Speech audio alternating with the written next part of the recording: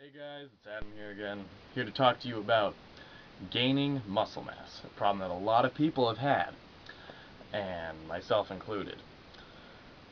What I have found is that there are generally two different ways to go about doing it, and there's two different types of people and their desires to gaining muscle mass.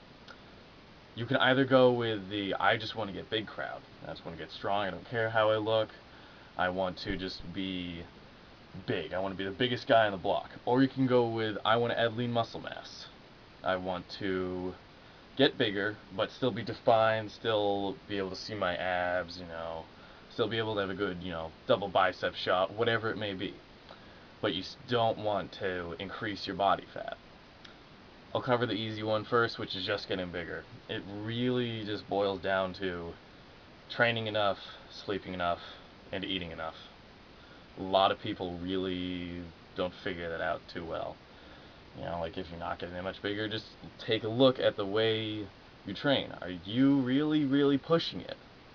Doesn't mean you have to go to failure on every set in the gym, or you have to run all the time, or whatever your workout regimen is. It doesn't mean you have to burn yourself out completely, but are you working hard enough? Could you, like at the end of the workout, do you think, I could have done a little more, or are you, gasping for breath? Whatever your particular value of a successful workout is. Evaluate that. Are you sleeping enough? 3 hours of sleep doesn't cut it. 5 hours of sleep doesn't cut it. 7 is okay. Seven's good. Seven's decent. But I would say like eight's optimal, especially if you want to get big.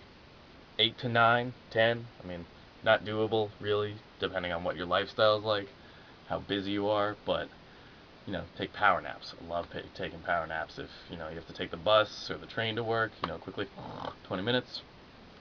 Every little bit helps. And are you eating enough? A lot of people forget that you really have to eat a lot if you want to get really big.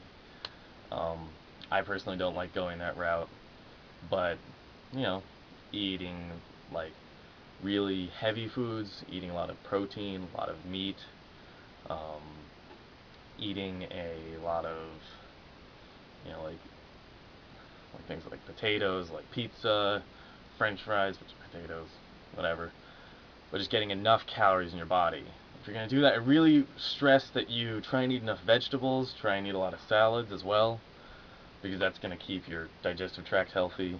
And so, I don't recommend going the just get big route. But yep, train hard, sleep a lot, eat a lot. You'll get big, but you won't look too good. However, if you're a hard gainer, which is a sort of a pseudo term, pseudo jargon term for people who like to talk about, exercising and being healthy, means that you are either a person who genetically doesn't gain muscle too easily, or you choose to go the gaining lean muscle route, like eating just enough so your body has enough calories and nutrients to build more muscle, but not too much so that you begin to collect body fat. And that's a tricky balance, but I'll get into that in a moment. So, if you believe that you are a person who doesn't gain muscle mass easily, I invite you to take a look at the way your body is structured. There are a couple different ways to do it. There's most superficially, you can, try and find out what your body type is. You can be an ectomorph, a mesomorph, or an endomorph. Ectomorph is, basically what people call a beanpole. You're tall and skinny. Um, and mesomorph is kind of like, an athletic look. You've got broad shoulders, got what's called a V taper going from your waist up to your shoulders. I mean, it's not that dramatic, but it's that athletic look, the broad shoulders, the thin waist, and then usually what is accompanied by powerful legs. That's a mesomorph. And then you can have an endomorph. They're usually stocky, like big guys, they tend to put on fat more easily than, you know, the mesomorph or the ectomorph, but they also can put on muscle really easily. So there's some benefits and drawbacks depending on what your goals are to each of those. And it's not completely specific to who you are. Not everyone is, you know, 100% ectomorph. Like I believe that I personally have a bit of an ectomorphic torso. Um, Semi-mesomorphic arms and like I've my legs are my most powerful system. I've gained strength and muscle mass there the most easily, and I just believe that, you know, like my lower half of my body is much more stronger than my upper half of my body, and it's just develops much more proficiently. So you have to take a look at the way you are built and kind of assess your strengths and weaknesses, where you need to work more, where you don't need to work as much, if you want to create a balanced physique, if you want to accentuate certain things more, whatever it may be. Then you have to look into what type of results you want, because there's a couple ways to go about gaining lean muscle mass, because there are a couple different types of muscle fibers, ways to grow them. And basically it boils down to the workout elements that you use. You know, you may use a set and rep scheme that's like, for example, 3 sets by 10 reps per body part. So, you know, I could do 3 sets of bench press, 10 reps apiece, you know, rest in between each set, and then I move on to whatever else I'm doing. So you can fool around with that. And if we're just going to dive into those for a moment, you can build more strength-related muscle, which is, I believe, your type 1 fibers. Those are ones that don't grow a whole lot. You don't really increase the size of the muscle cells that much, but you increase the number of them. And so you get a harder looking look. You look a bit more like a strongman if you keep your body fat levels low.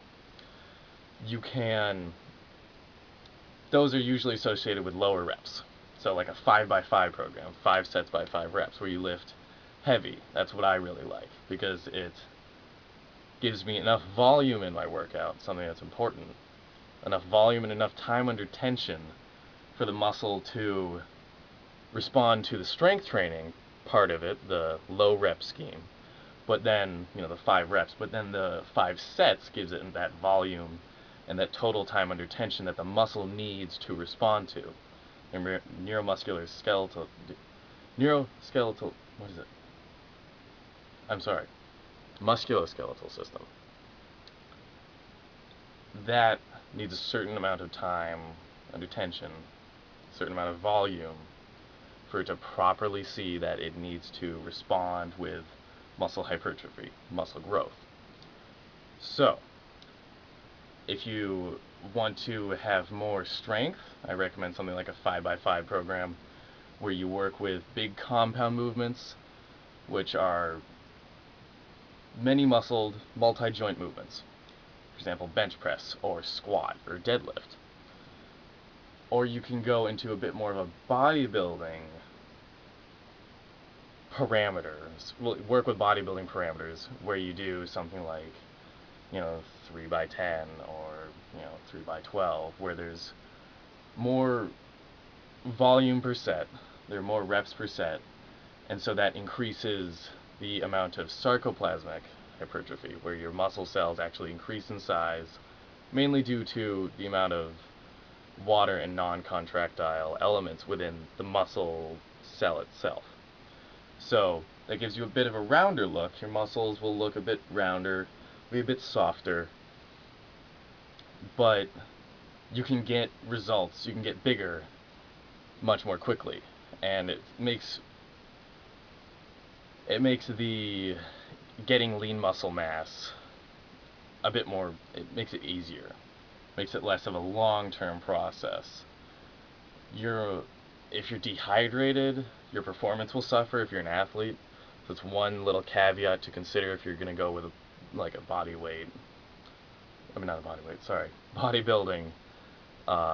routine, or if you're going for sarcoplasmic growth. sarcoplasma, plasma being, fluid, since I believe plasma makes up a large percentage of your blood. So there you go. That's how the two are tied together. You can, those are, well, you can also, if you go into higher rep schemes, like anything above, I believe, around 15 to 20 and then beyond, gets more into what people call sculpting the muscle or endurance. Like if you're, going 30 reps or beyond, it's mainly just your muscle's ability. For example, if you're doing bicep curls, if I just did 30 reps of these at a certain weight, I would just be trying to increase the number of reps I could do. There would be some muscle growth because I would have so much time under tension. Like, time under tension, and as I go back, more time under tension. But there wouldn't be as much muscle growth or as many gains in strength. But no matter what you do, as long as you're training consistently, there'll be gains or improvements in whatever category you're going for. Anyways, the ones I recommend best for gaining lean muscle mass in terms of when you work out are reps from 5 up to 15 per set, and depending on exactly what you're going for, if you want more strength, keep the reps low, keep the sets high. If you want more size, more volume to your muscles, then keep the sets lower, reps higher. That's the first piece. Then you have to get into your diet and nutrition, because that's really key. That's how you gain lean muscle mass and not just get big. So you're going to have to try and figure out what your body best responds to.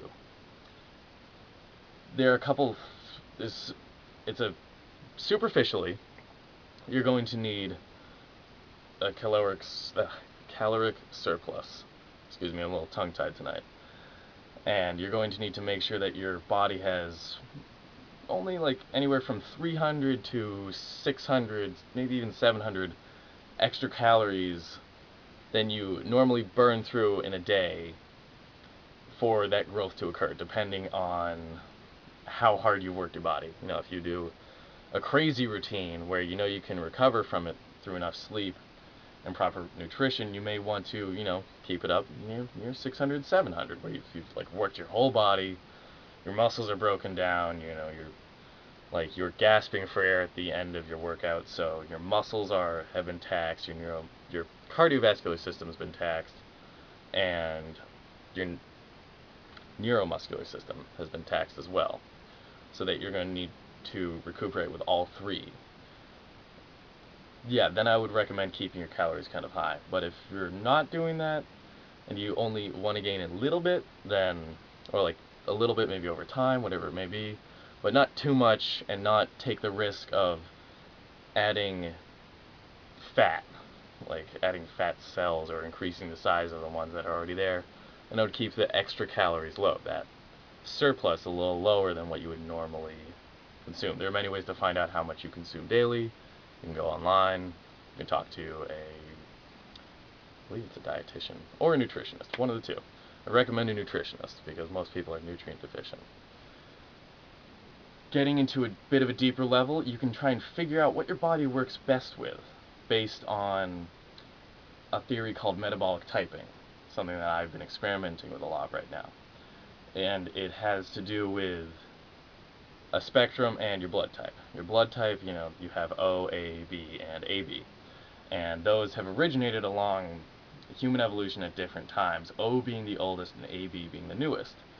And so depending on if you're O, A, B, or AB, your digestive system will respond better to certain food types. Like O, for example, people with an O blood type usually respond best to a paleo diet, which is lots of greens, lots of meats, not many grains, like lots of vegetables, lots of meat, very little grains, very little dairy, and mostly just completely, like you could basically walk outside if you had a farm and buy it, or you could walk out to the stream and grab a fish or go hunt a deer or whatever.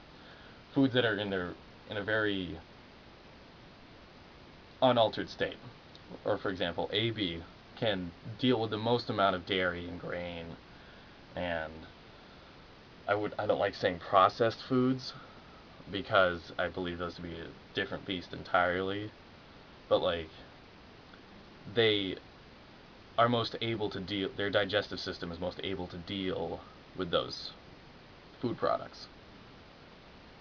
So you have to figure out where you might be, and just through personal experimentation, what makes you feel best, what makes you feel most energetic over a period of time.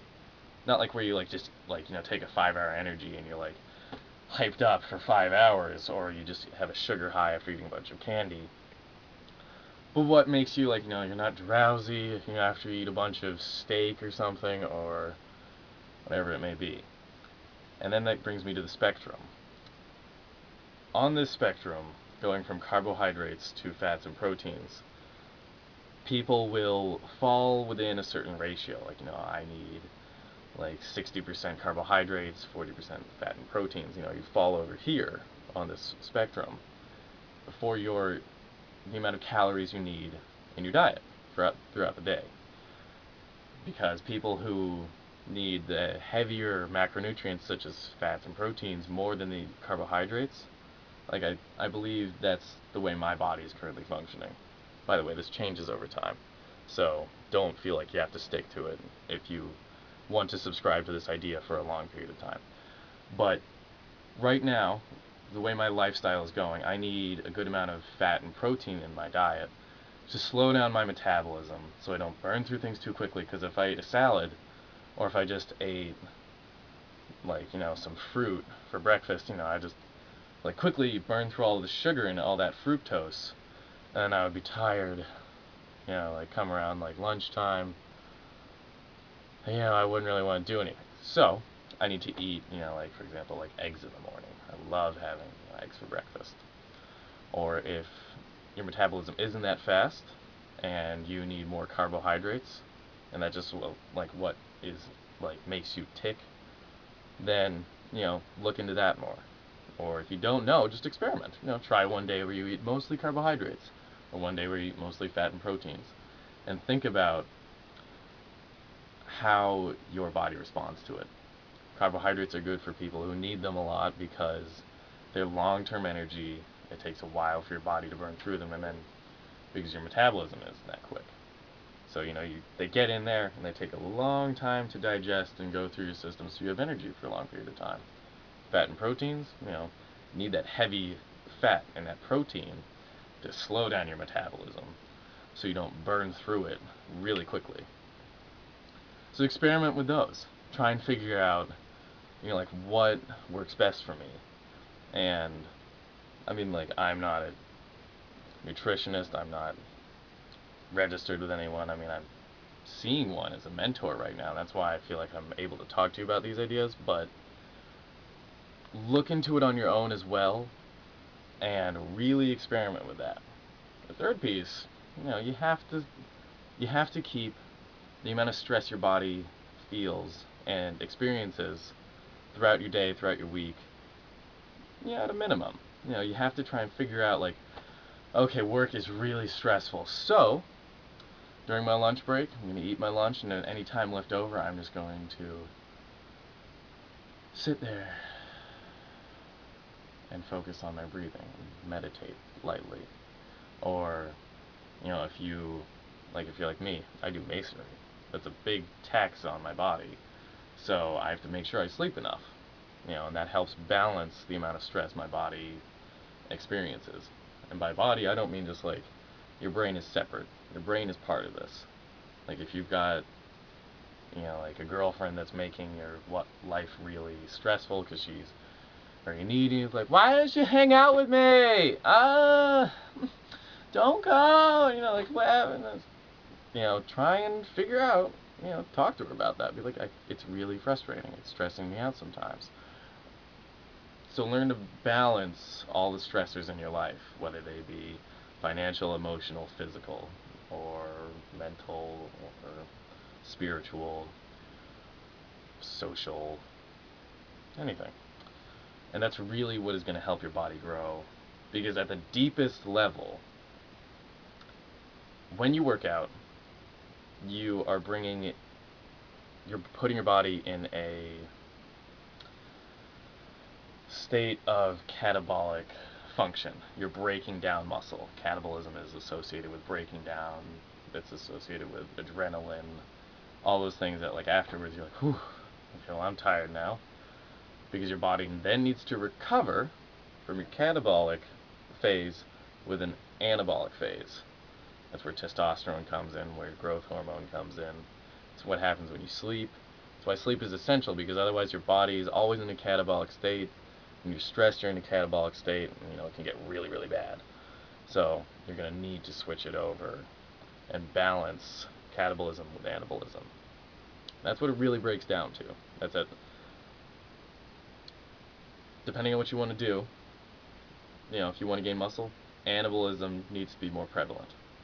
You need to work hard at catabolism. Make sure that workout's good. But make sure that your nutrition and your sleep outweigh that. And so your body's like, oh, that was a tough workout, but I have so many resources at hand. I can grow above that stress so that next time I'm more able to handle it. And that's where, you make your stress even greater with that workout. But just learning how to manage that so that you have more anabolic response, your nutrition and sleep, than you do catabolic response through working out. That is what is key to making sure that you can gain more muscle. And balancing the diet piece, making sure you don't eat too much, but you eat just enough of a surplus, is what's essential to making sure that you get enough growth. That's all I got for you guys. Talk to you next time.